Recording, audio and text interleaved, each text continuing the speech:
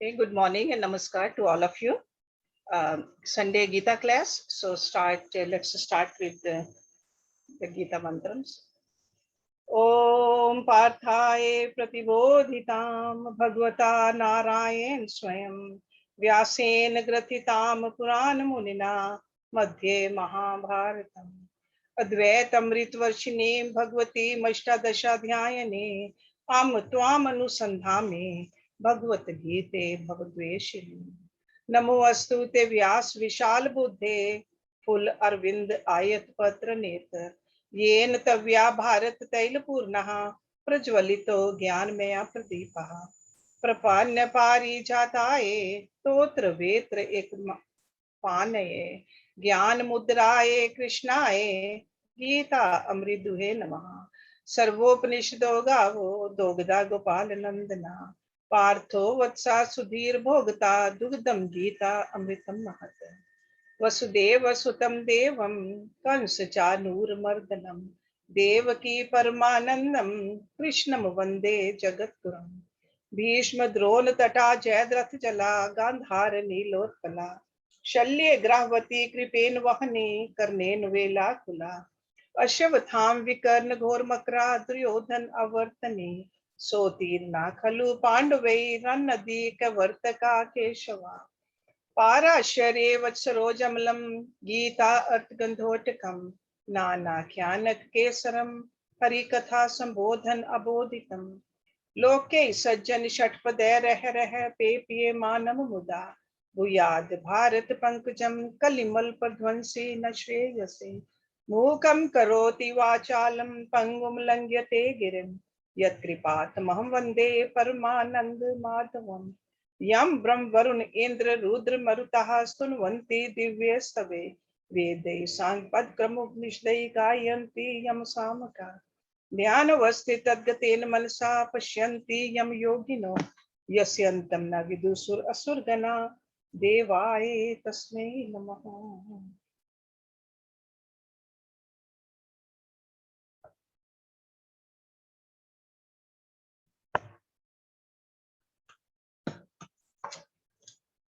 We are on the second chapter of Bhagavad Gita, Sankhya Yoga. So first chapter was a Vishad Yoga. The second is a Sankhya Yoga. And we ended our last week's class with verse number 15. Lord Krishna is the one who's giving this deep philosophy of life. Who are we? What are we supposed to do? How are we supposed to live? So in this verse number 15, he's saying that, oh chief among men. So that's what he's calling Arjuna. To encourage Arjuna to stand up, to do his duty.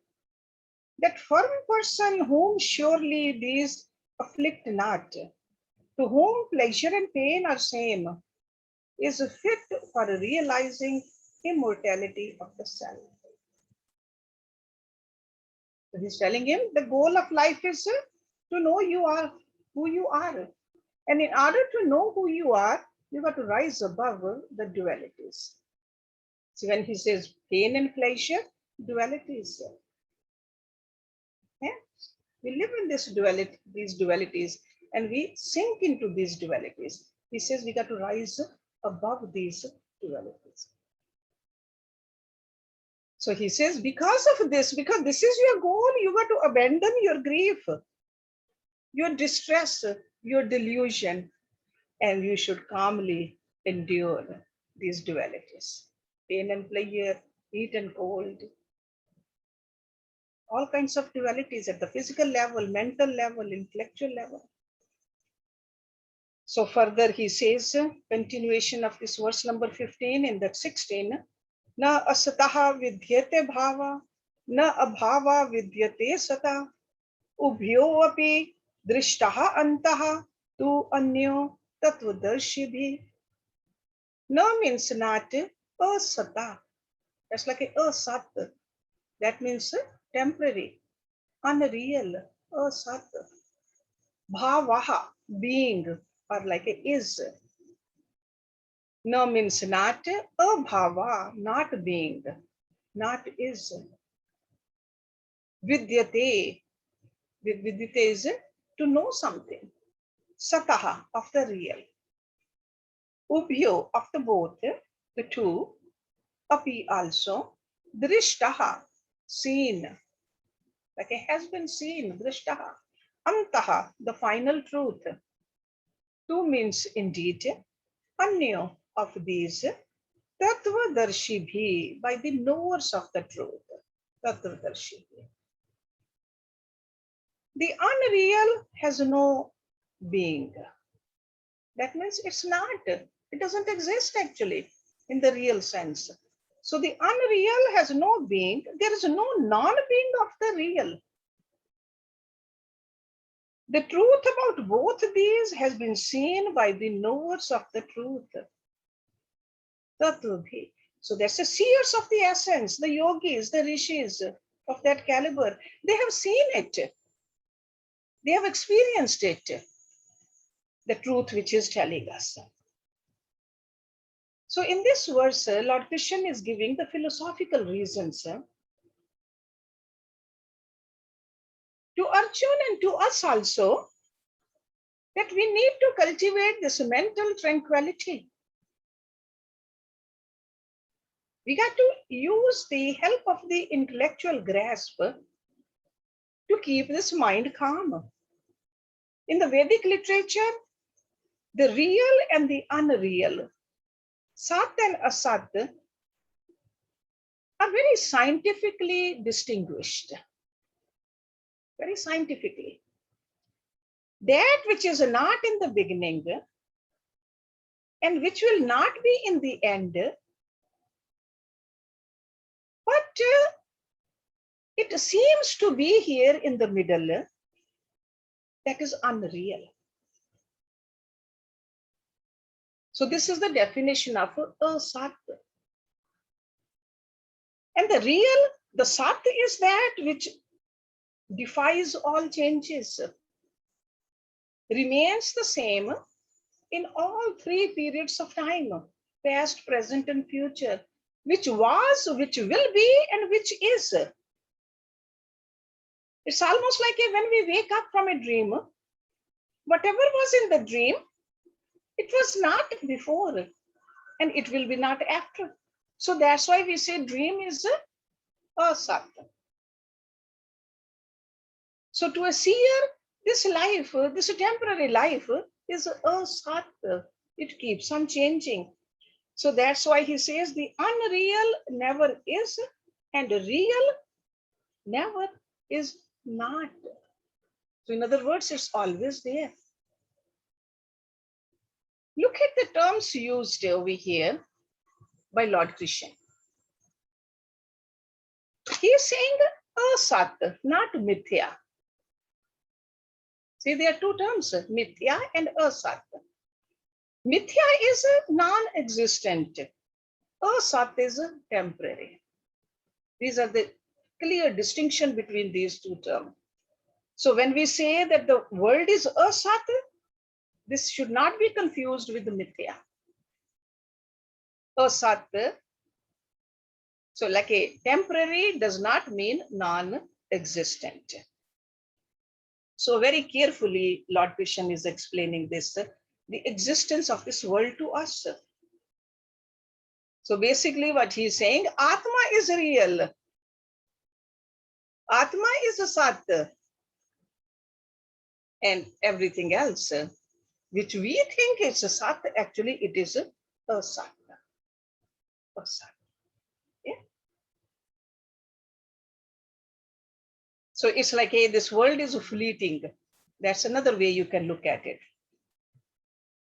So now, Lord Krishna establishes the relationship between the body and the soul in the next verse by saying that that soul pervades the body.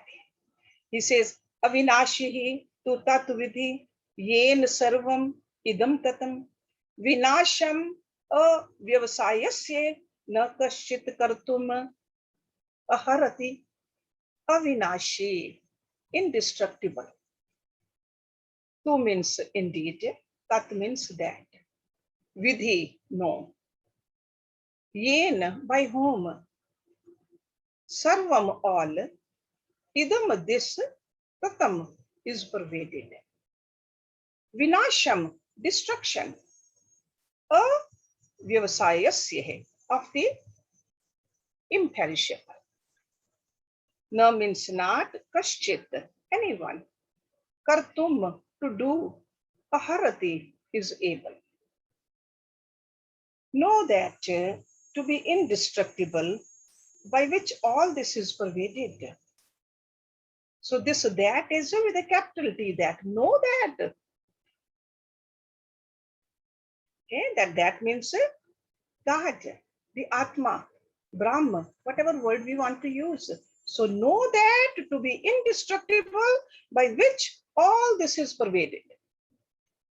None can cause the destruction of that, the imperishable. So nobody can destroy Atma. That's what he's saying. Nobody has the power to destroy the Atma. So all the finite changes in the world, they are entirely permeated through and enveloped by the real and the changeless. And Lord Krishna is saying there's no possibility even for a moment of this real getting destroyed. Even by a fraction, it cannot be destroyed. It cannot be changed. None can cause the destruction of that.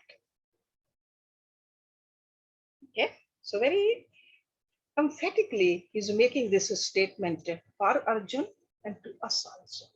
Atma does not change. Nobody can destroy it. So then in the next verse, what then is the Asat whose existence is not constant? So if the Sat cannot be destroyed, cannot be changed by any power, what is this Asat? How do we understand that? That is explained in the next verse. Antvantaha ime deha nityasya ukta sharirina anashinaha aprameyasya tasmat yudhyasva bharat. Antvanta, having an end. Ime, these, deha, bodies. Nityasya, of the everlasting. Uktaha, said. Sharirina, of the embodied. Anashina, of the indestructible. Aprameyasya, of the incomprehensible. Tasmat, therefore, yudhyasva, fight, bharat. That is for Arjuna. So Lord Krishna is saying, they have an end. It is said, these bodies of the embodied self. Okay?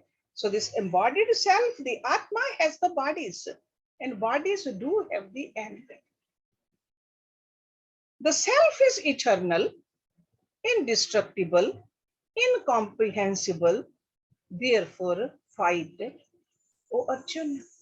So that means, do not shirk away from your duties, from the fear of losing this body, your body or your loved ones' bodies. You got to focus on your duty, because bodies, they will get destroyed. That is the reality of these bodies. No matter whether it's a body of a yogi or a body of any plant, any bug, bodies will destroy. Because at the time of the death, when the soul departs, the body can have one of the three ends. They say krimi with bhasma. Bhasma means we burn it. So there is a tradition. Hindu tradition is to burn the body, so that all the elemental forces, they go back into the original elemental forces. Or it can be buried. That's a krimi.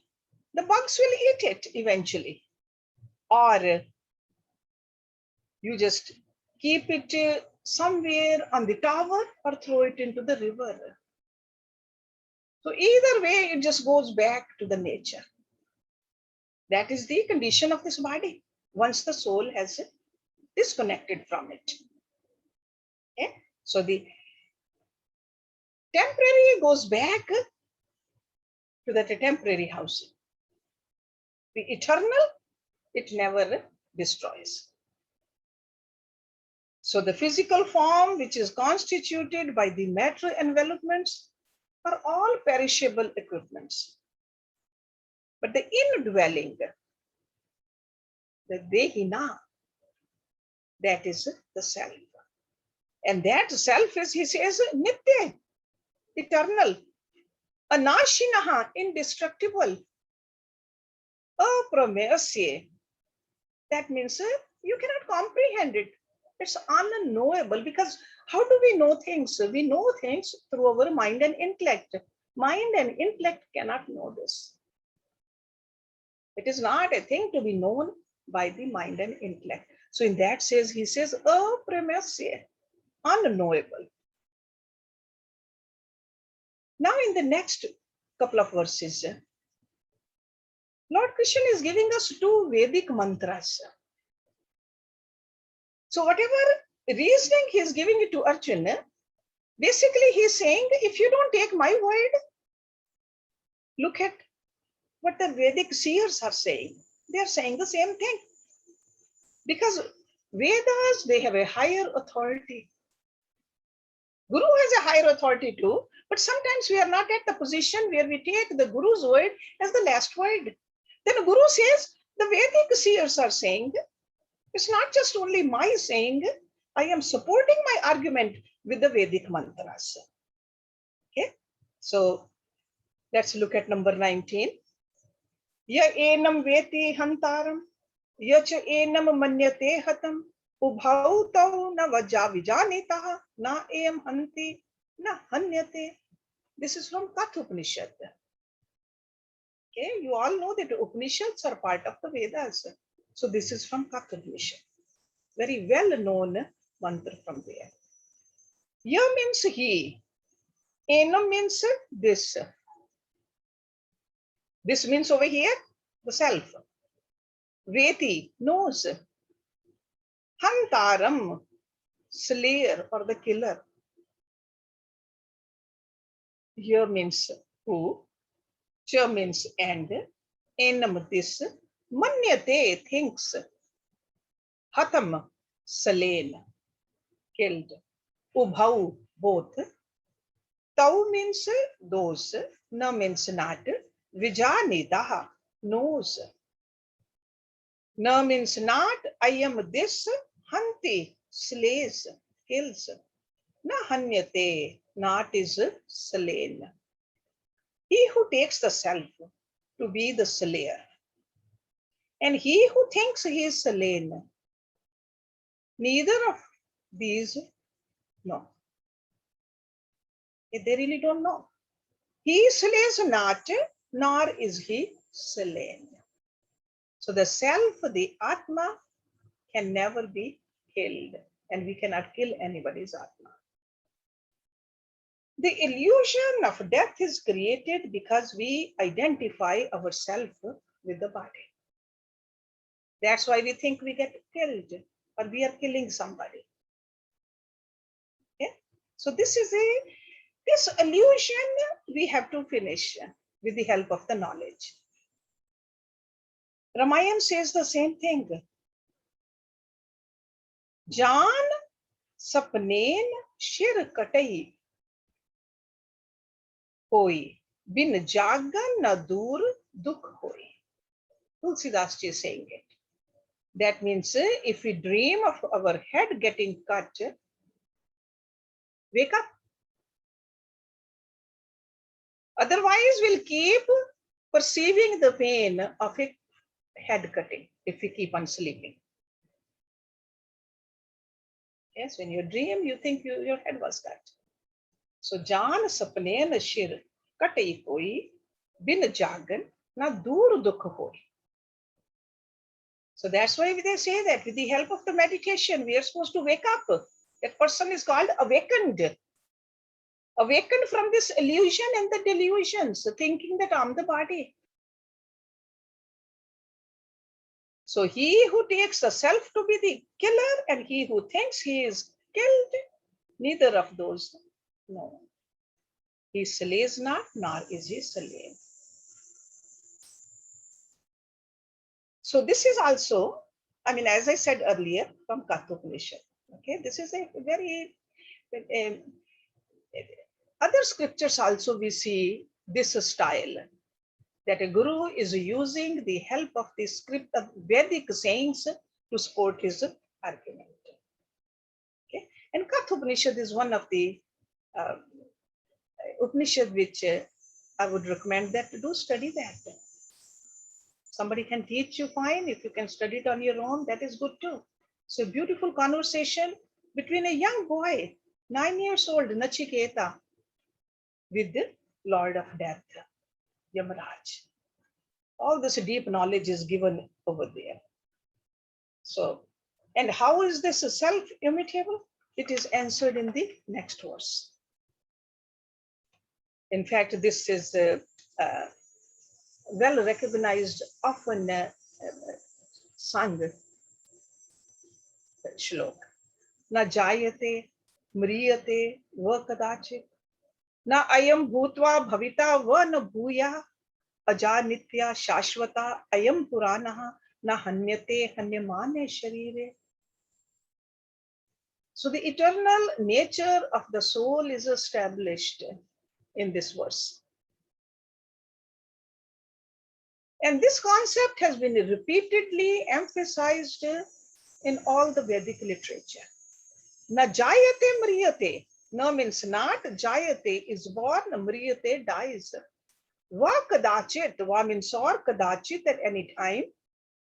Na ayam, not this, bhutva, having been, bhavita, will be, vana bhuyaha. Va means or, na means not, bhuyaha. Anymore. Aja, unborn. Nitya, eternal. Shashvata, immortal, changeless. Ayam means this, puranaha, ancient. Na hanyate, not is killed. Hanyamane, destroyed, being killed. Sharire, in the body. He is not born. He means the Atma, the self. Okay? He is not born, nor does he ever die. Okay, so this is the fact. This is from the Vedas.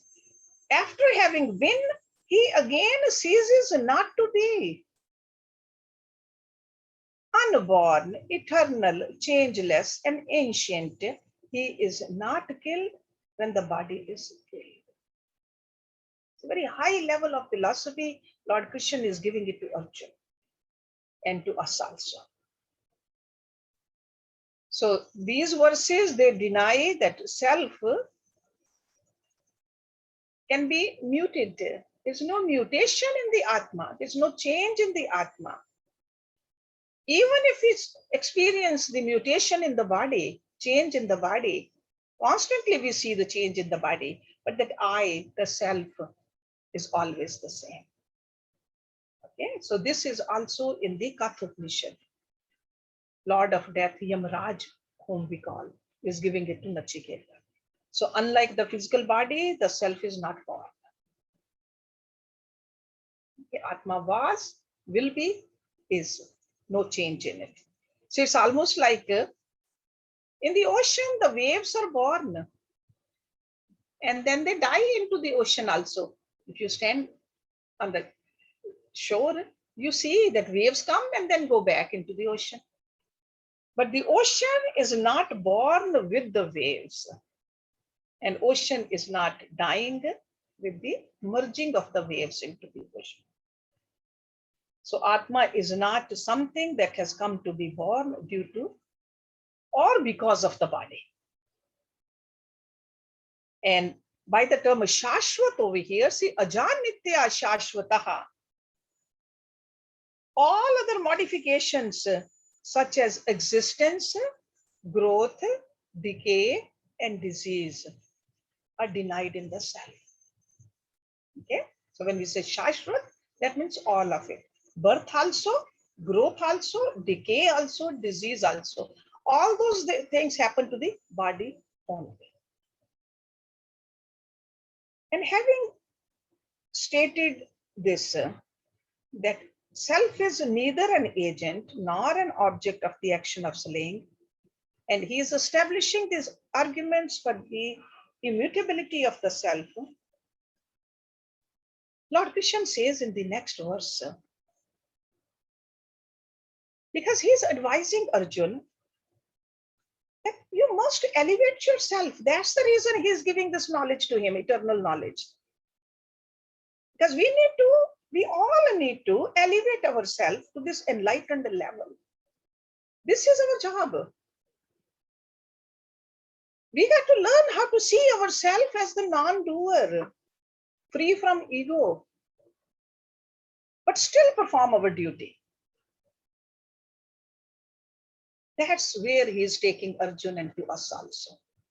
He says, Veda vinashinam nityam, ya enam ajam avyam, katham sapurushaha parth, kam ghatyati hanti kam.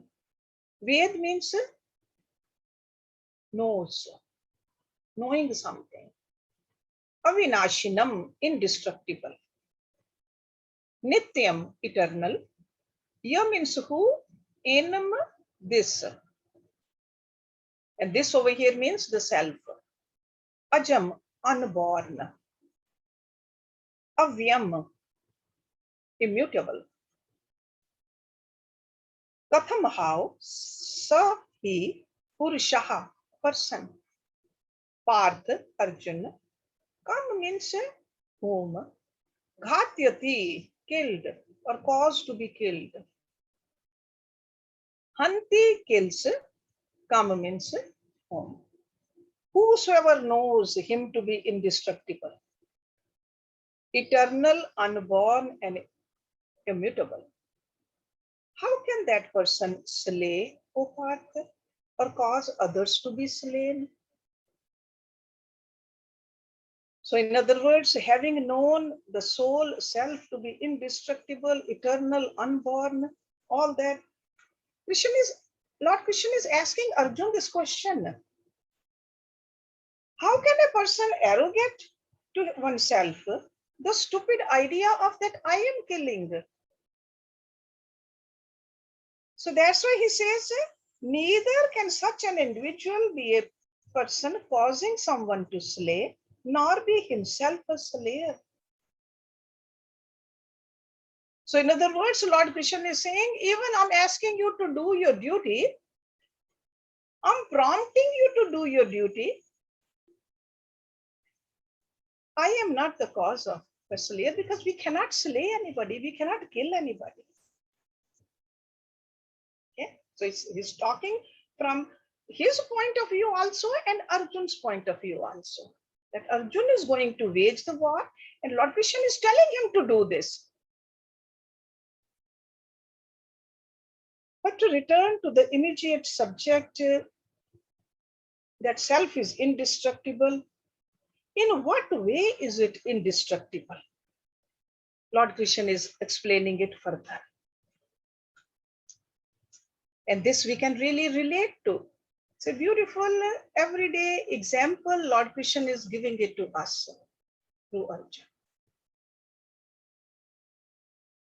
Because he's continuing to explain the nature of the soul. He keeps on reiterating the concepts of rebirth and comparing it to everyday activity. Vasansi jirnane yatha vihai, navane grinati nara aprane, tatha shrirane vihai jirnane, anyani sanyati navane dehi. I'm sure you all have heard this verse countless times. Vasansihi, clothes. Jirnane, worn out. Yatha means as, vihai, remove or cast away. Navane, new. Grihnati, taken. Naraha, a person. Aparani, others. Tatha means also sharirani, bodies. Vihai, having cast away, having thrown away. Jirnani, worn out. Anyani, others. Sanyati, enters. Navani, new. Dehi, embodied. Just as a person casts off his worn out clothes and puts on new ones, so also the embodied self casts off its worn out bodies and enters which is new. Okay, so this is a doctrine of reincarnation, also he's mentioning. Journey does not end when we leave this body, it continues. So it's an often quoted famous verse, very striking example Lord Krishna is giving, which really hits home actually. Okay, it's like anybody can comprehend this. We are wearing dirty clothes. They may not be worn out clothes, but it could be dirty clothes. We just take them off. We are not worried about it. Then we just put on new ones. Every day we do this. So the same way the Atma just discards this worn out body, wants to leave, and it gets a new body according to the karmas. So, but the self, the Atma, is perfect, changeless, needs no evolution at all. It's evolved. It is part of that perfect whole. The evolution is for the subtle body, causal body. Then now he is giving a little bit of detail with the help of the weapons, example of the wetness, example of the dryness also, what really dries, what wets, what burns, all of this don't have any effect on the Atma. Na enam chidanti shastrani, na enam dahati pavaka, na cha enam kaledyanti apaha, na shoshyati maruta. No means not, enam means this, the self, the soul. Chidanti, cleave, cut or shred. Shastrani, weapons. Yeah. No means not, enam this, dahati, burns, pavaka, fire. No means not, cha means and, enam this, kaledyanti, that means wet or moisten. Apaha, water. No means not, shoshyati, dries, marutaha, wind. So these are powerful elemental forces.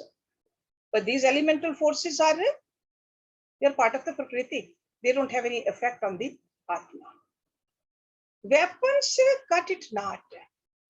Fire burns it not. Water wets it not. Wind dries it not. Because why? Because soul is divine and hence beyond the interactions of the material objects. So this is like when he says this enam, that is the unseen Atma. So he is trying to explain this in the terms of the seen. Seen are the weapons, the fire, the water, and the wind. What kind of effect this seen has on the unseen? We all know that axe can cut. A bullet can, it can cleave something. It can break down wherever it goes. but it doesn't have any effect. Bullet or axe does not have any effect on the water or the air or the fire. Because it's a physical thing, it does not have the effect on the something which is subtler than that physical. Okay? Water, fire, air, and space can never be cut with the sword. So this is the principle he's trying to bring it into our mind. So no instrument can hit or destroy a subtler element. Naturally, the Atma is the subtlest. Okay? So neither the axe or any kind of a weapon, nor the water, nor the fire, nor the wind has any effect on it, because Atma is the subtlest. So fire cannot burn it. See, just like a fire cannot burn the space. Space is subtler than the fire. But fire can definitely burn the something which is grosser. See, if you have understood this whole phenomena, it's like at the bottom, the grossest is what? The earth, the physical, the earth. Then from there goes, subtler than the earth is what? Water. Subtler than water is what? Fire. Subtler than fire is what? Air. Subtler than air is what? Akash, the space. These are the 5 elements. But the Atma is even beyond the space. Beyond the space. This is why he has put in this verse in this kind of a sequence. Na enam chidanti shashtrani. Na enam dahati pavaka. Na cha enam kaledyanti apaha. Na shoshyati maruta. So this sequence is very important over here. So neither the weapons, nor the water, nor the fire, nor the air. I mean, if you look at it, when we say that something has been soaked with water, that means there were some inner spaces in that particular thing. Like a bread can be soaked in water, a piece of iron cannot. There's no interspace. So that's why the Atma, there is no pieces to the Atma. There's no interspaces in the Atma. It's homogeneous. So it cannot be wetted with the water. And the same way, there's a dehydration. When he's saying that wind dries it not, dehydration process is possible only when there are some minute traces of water in the substance. Water gets dehydrated. Supreme consciousness, the Atma, contains nothing other than itself. There's no water in there. There's no air in there. There's no Prakriti in there. It's just Shuddha Buddha Atma. So it's like he's using these examples so that we can clearly understand what this Atma, who we are. This is what we are, and we have forgotten that we are this. Let's do one more verse, then we'll stop and I'll take up the questions. Because what is the reason? How can we recognize this? How can we recognize that this is eternal? So far, we are this, but we have forgotten this and we have not recognized it. This is the sadhana we need to do. Because point about immortality is again being driven home in the next verse. Look at the great teacher. Going again and again so that we understand this. He says, Achedyaha ayam adaya ayam akledyaha ashoshye evcha nitya sarvagata sathanu achlaha ayam sanatana. Achedyaha means cannot be cut. Ayam means this self. Adaya cannot be burnt. Ayam this.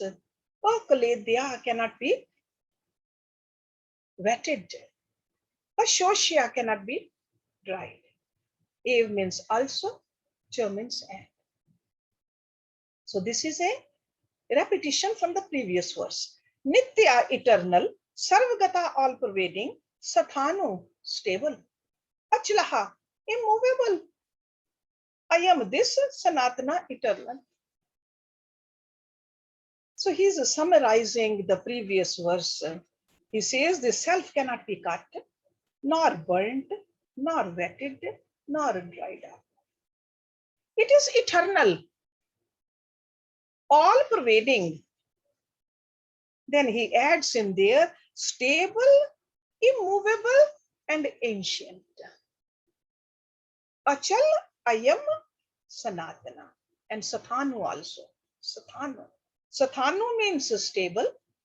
Achal means firm. Okay. So it's like a sathanu is a stability at the base.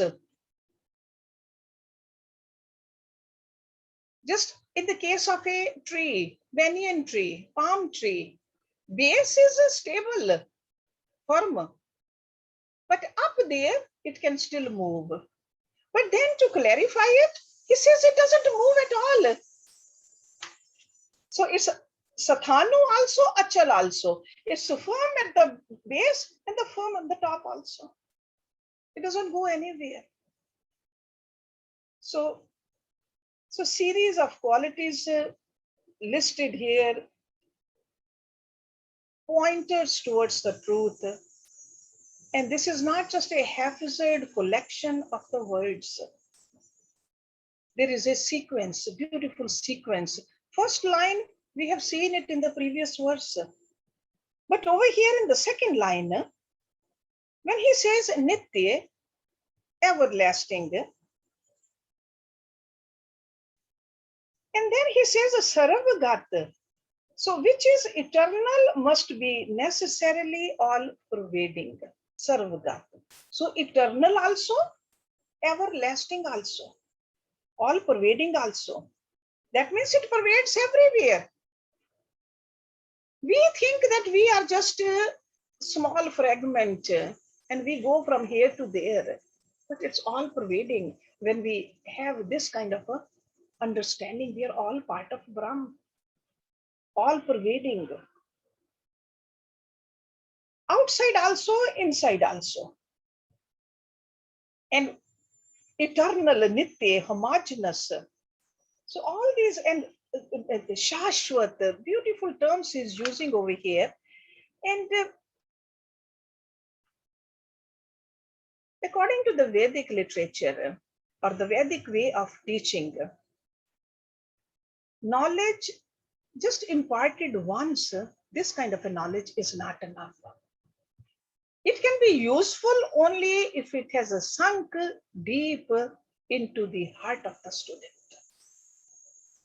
That's the reason Lord Krishna is saying it again and again. It's not just to make a book big, it's just to make sure that we understand it. So a skillful teacher often repeats a point previously made. So this is a skillfulness of a teacher. This is called Punar Ukti, according to our Vedic teaching. Punar Ukti. That means repetition.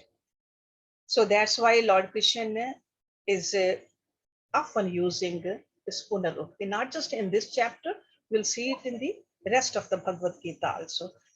Stressing into the important spiritual principles. So this is one of the very important principles. Atma is all-pervading. It's eternal. It cannot be destroyed by the lower elements. So in other words, you can say that this self is unconditioned by time and space. Time and space, they have the effect on the Prakriti, but on the Atma, they really do not have any effect at all. So the self experienced at the time of their God realization can only be one and the same. So when these seers, they experienced it, they saw there's no difference between me and God. That's where those Mahavakyas, Aham Brahmasmi, Tat Tvam Asi, they were uttered. And they were not uttered just from the mouth. Those seers, they saw those. That was their experience. So that's why this is being, there's like a obvious and there's a suggestive,